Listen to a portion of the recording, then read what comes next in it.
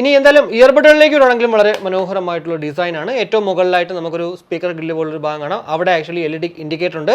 അവിടെ തന്നെയാണ് actually touch sensors കാണാൻ സാധിക്കുക. താഴെ ട്രൂക്കിന്റെ ഒരു ബ്രാൻഡിങ്ങും കാണാൻ പറ്റും. എന്തായാലും ഒരു 40% മാറ്റ് ഫിനിഷ്, അതായത് ബാക്ക് ഭാഗം മാത്രമാണ് ഇയർബഡുകളിൽ മാറ്റ് ഫിനിഷ് ആയിട്ടുള്ളത്. ബാക്കി എല്ലാ ഭാഗവും ഒരു ഗ്ലോസി ഫിനിഷ് ആണ്. ഇനി ഒരു ടച്ച് സെൻസേഴ്സിനെ കുറിച്ച് പറയുകയാണെങ്കിൽ അത്യാവശ്യം നല്ല സെൻസിറ്റീവ് ആയിട്ടുള്ള സെൻസേഴ്സ് ആണ്. കൂടാതെ ടച്ച് കൺട്രോൾസിനെ കുറിച്ച് പറയുകയാണെങ്കിൽ ജസ്റ്റ് 1 ടാപ്പിൽ കോൾ എടുക്കാനും കോൾ കട്ട് ചെയ്യാനും മ്യൂസിക് പ്ലേ ചെയ്യാനും പോസ് ചെയ്യാനൊക്കെ സാധിക്കും. കൂടാതെ ഡബിൾ ടാപ്പ് നമ്മൾ വലതിൽ ചെയ്യുവാണെങ്കിൽ മ്യൂസിക് നെക്സ്റ്റ് ട്രാക്കിലേക്കും, ഡബിൾ ടാപ്പ് നമ്മൾ ഇടതിൽ ചെയ്യുവാണെങ്കിൽ പ്രീവിയസ് ട്രാക്കിലേക്കും പോകും. കൂടാതെ ട്രിപ്പിൾ ടാപ്പ് നമ്മൾ വലതിൽ ചെയ്യുമ്പോഴത്തേക്ക് വോയിസ് അസിസ്റ്റൻസ് അങ്ങോട്ട് ഓൺ ആവും.